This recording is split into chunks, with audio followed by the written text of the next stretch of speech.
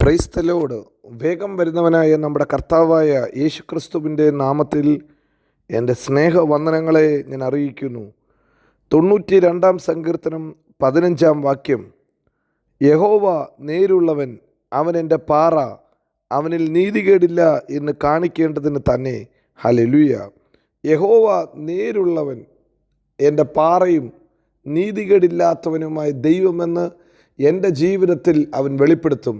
സങ്കീർത്തനക്കാരൻ പറയുന്നു, ദൈവത്തെ സ്തുതിക്കുന്ന, ദൈവത്തിന് സ്തോത്രമർപ്പിക്കുന്ന, ദൈവത്തെ ആരാധിക്കുന്ന ഒരു ദൈവ പൈതലിനെ ദൈവം എങ്ങനെയാണ് അനുഗ്രഹിക്കുന്നതെന്ന് 92-ാം സങ്കീർത്തനത്തിൽ പറയുന്നത് അതാ. യഹോവേ, നിൻ്റെ നാമത്തെ സ്തുതിക്കുന്നത്, അത്യുന്നതനായവന് കീർത്തനം ചെയ്യുന്നത്, 10 കമ്പിയുള്ള വാദിത്രം കൊണ്ടും വീണ കൊണ്ടും ഗംഭീര സ്വരമുള്ള കിന്നരം കൊണ്ടും രാവിലെ തോറും നിൻ്റെ ദയയും രാത്രി തോറും നിൻ്റെ വിശ്വസ്തതയും വർണ്ണിക്കുന്നതും നല്ലത്. അങ്ങനെ ദൈവത്തെ നിങ്ങൾ ആരാധിക്കുമ്പോൾ ഇതാ ദൈവം നിങ്ങളുടെ ജീവിതത്തിൽ താൻ വലിയവനെന്ന്, വിശ്വസ്തനെന്ന്, വാക്കുമാറാത്തവനെന്ന് വെളിപ്പെടുത്തും. ദൈവത്തിൻ്റെ ശക്തി അവൻ എക്സിബിറ്റ് ചെയ്യും, അവൻ പ്രദർശിപ്പിക്കും. ഈ പകൽക്കാലം നിങ്ങൾ വിശ്വസിക്കുവാൻ തയ്യാറെങ്കിൽ, നിങ്ങൾ ഏറ്റെടുക്കാൻ തയ്യാറെങ്കിൽ, നിങ്ങളുടെ ജീവിതത്തിൽ തൻ്റെ ശക്തിയെ വെളിപ്പെടുത്തുവാൻ നമ്മുടെ കർത്താവ് വിശ്വസ്തനത്രേ. നാം ആയിരിക്കുന്ന ഈ മാസം, ഈ 8-ാം മാസം 8 കാര്യങ്ങൾ ഇതാ ദൈവം വെളിപ്പെടുത്തുന്നു. ഹല്ലേലൂയ. ദൈവത്തെ ആരാധിക്കുന്ന, ദൈവത്തെ സ്തുതിക്കുന്ന ദൈവത്തിൻ്റെ പൈതലേ, നിൻ്റെ ജീവിതത്തിൽ അവൻ നിൻ്റെ പാറയെന്ന്, നിൻ്റെ കോട്ടയെന്ന്, നീ ആരാധിക്കുന്ന ദൈവം വിശ്വസ്തനെന്ന്, നീതികേടില്ലാത്ത ദൈവമെന്ന് തെളിയിക്കുന്ന 8 കാര്യങ്ങൾ. ഒന്ന്, ഇതാ 10-ാം വാക്യം പറയുന്നു, നിൻ്റെ കൊമ്പ് അവൻ കാട്ടുപോത്തിൻ്റെ കൊമ്പ് പോലെ ഉയർത്തും. നീ ദൈവത്തെ ആരാധിക്കുമ്പോൾ അവൻ നിന്നെ ഉയർത്തും. നിശ്ചയമായി അവൻ താഴ്ത്തിക്കളയുന്ന ദൈവമല്ല, അവൻ ഉയർത്തുന്ന ദൈവമാണ്. അതുകൊണ്ടാണ് നാം ആവർത്തന പുസ്തകത്തിൽ വായിക്കുന്നത്, ഞാൻ താഴ്ച പ്രാപിക്കത്തില്ല, ഞാൻ ഉയർച്ച തന്നെ പ്രാപിക്കും. എത്ര പേര് ആ കരം ഉയർത്തിയിട്ടെന്ന് പറയും, ദൈവത്തെ ആരാധിക്കുന്ന ഞാൻ ഉയർച്ച പ്രാപിക്കും. 2, വേദപുസ്തകം പറയുന്നു, അവൻ പുതിയ എണ്ണ എന്നെ തേപ്പിക്കുന്നു. ഹല്ലേലൂയ. ഒരു പുതിയ അഭിഷേകം, ഒരു പുതിയ എണ്ണ, ഒരു പുതിയ അസൈൻമെൻറ്റ് ദൈവം ഈ മാസക്കാലം നിങ്ങൾക്ക് തരും. നിങ്ങൾ ഏറ്റെടുക്കാൻ തയ്യാറാണോ? പുതിയത് ചിലത് നിങ്ങളുടെ ജീവിതത്തിൽ ചെയ്യാൻ എൻ്റെ കർത്താവ് വിശ്വസ്തനത്രേ.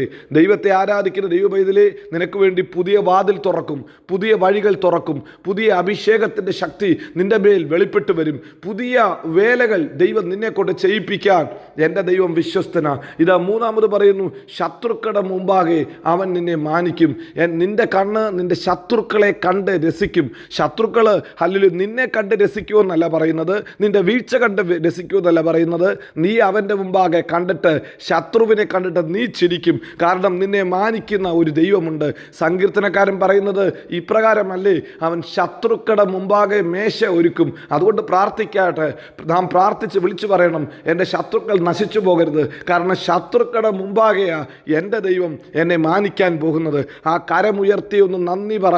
കുടുംബത്തിനകത്ത് ചില പ്രതിസന്ധികളെ നോക്കിക്കൊണ്ട് പറ, ഈ പ്രതിസന്ധിയുടെ നടുവിൽ എന്നെ മേശയൊരുക്കി എൻ്റെ കർത്താവ് മാനിക്കും. ഇതാ 4-മതായി വേദപുസ്തകം പറഞ്ഞു, നിങ്ങൾ തഴച്ച് വളരും. ഹല്ലേലൂയ. നിങ്ങൾ തഴയ്ക്കും. ഹല്ലേലൂയ. വേദപുസ്തകം അതാ പറയുന്നത്. ഹല്ലേലൂയ. നീതിമാൻ പന പോലെ തഴയ്ക്കും. യഹോവയുടെ ആലയത്തിൽ നടുതലയായവർ നമ്മുടെ ദൈവത്തിൻ്റെ പ്രാകാരങ്ങളിൽ തഴയ്ക്കും. നിങ്ങൾ തഴയ്ക്കും. ഹല്ലേലൂയ. ജീവിതത്തിൽ അങ്ങനത്തെ ഒരു പുഷ്ടി വെളിപ്പെടും. ഇതാ അടുത്തത് പറയുന്നു, അവൻ ലെബനോനിലെ ദേവദാരു പോലെ വളരും. നിങ്ങളെ നശിച്ചു പോകാൻ, ഉണങ്ങിപ്പോകാൻ അല്ല ദൈവം നട്ടത്. നിങ്ങൾ വളരും. നിങ്ങൾ വളരുക മാത്രമല്ല, നിങ്ങൾ തഴയ്ക്കും. ഇത് 6-മതായി വേദപുസ്തകം പറയുന്നു, തഴച്ചു വളരുക മാത്രമല്ല സംഭവിക്കുന്നത്, നിങ്ങൾ ഫലം കായ്ക്കും. വാർദ്ധക്യത്തിലും അവർ ഫലം കായ്ക്കും. കഴിഞ്ഞ നാളുകളിൽ പലരും പറഞ്ഞു കാണും, ഇവനകത്തുനിന്ന് ഒരു ഫലവുമില്ല, ഒരു ഗുണവും വരത്തില്ല, ഇവനെ ഒന്നിനും കൊള്ളത്തില്ല എന്നൊക്കെ ആൾക്കാർ പറഞ്ഞെങ്കിൽ, ഈ പകൽക്കാലം ധൈര്യമായിട്ട് വിളിച്ചു പറ, ഞാൻ ഏത് സീസണിലും, ഏതൊക്കെ കാലാവസ്ഥയിലാണെങ്കിലും, എത്ര ഉണങ്ങിയ അവസ്ഥയാണെങ്കിലും ഞാൻ നിശ്ചയമായി ഫലം കായ്ക്കും. എൻ്റെ കർത്താവ് തൻ്റെ ഫലം എന്നിലൂടെ പുറപ്പെടുവിക്കും. യോഹന്നാൻ 15 പറയുന്നു, നിങ്ങൾ അധിക ഫലം കായ്ക്കുമ്പോൾ എൻ്റെ പുത്രന്മാരെന്ന് ലോകം വിളിക്കും. അങ്ങനെ എൻ്റെ നാമം നിങ്ങളിലൂടെ മഹത്വപ്പെടും. ദൈവം ഹല്ലേലൂയ എൻ്റെ പാറയെന്ന്, എൻ്റെ കോട്ടയെന്ന്, നേരുള്ളവനെന്ന്, നീതികേടില്ലാത്തവരെന്ന് ജാതികൾ വിളിച്ചു പറയും. ഇത് 6-ാമത്തെ കാര്യം പറയുന്നു, നിങ്ങൾ ഫലം കായ്ക്കും. നിങ്ങൾ ഫലം കായ്ക്കുന്നവരായിത്തീരും. ഹല്ലേലൂയ. നിങ്ങൾ ഫലം കായ്ക്കുക മാത്രമല്ല, നിങ്ങൾ പച്ച പിടിച്ചിരിക്കും. 8, നിങ്ങൾ പുഷ്ടി പ്രാപിക്കും.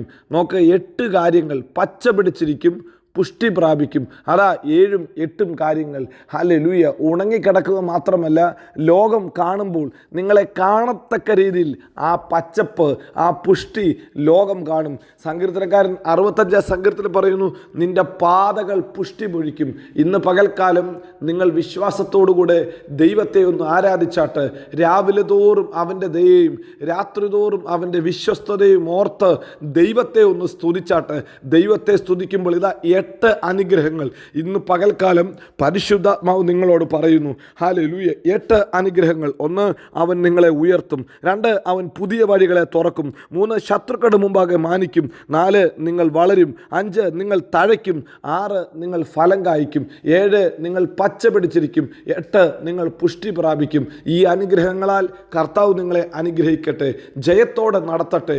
എല്ലായിടത്തും എല്ലായ്പ്പോഴും ക്രിസ്തുവേശുവിൽ ജയോത്സവമായി നടത്തുമാറാകട്ടെ. God bless U.